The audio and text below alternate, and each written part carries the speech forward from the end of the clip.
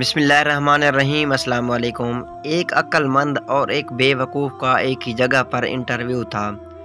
دونوں ایک ساتھ ہی انٹرویو کے لیے چلے۔ راستے میں عقل مند نے بے وقوف سے کہا کہ جو سوال مجھ سے ہوں گے وہی تم سے پوچھے جائیں گے، اس لیے میں جو جواب دوں گا وہ تم اچھی طرح سے رٹ لینا اور پھر تم بھی اپنے سوالوں کا وہی جواب دینا جو میں دوں گا۔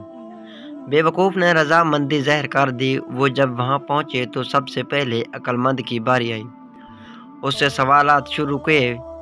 پہلا سوال تھا، پاکستان کب وجود میں آیا؟ اس کا جواب تھا، ویسے تو سن 1930 سے کوشش جاری تھی لیکن سن 1947 میں آ کر وجود میں آیا۔ دوسرا سوال، ہندوستان کے وزیر اعظم کا نام کیا ہے؟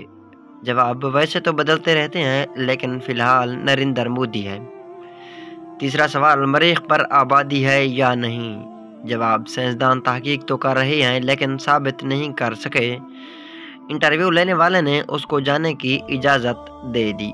اب بے وقوف کی باری آئی۔ اس سے پہلا سوال تھا، تم کب پیدا ہوئے؟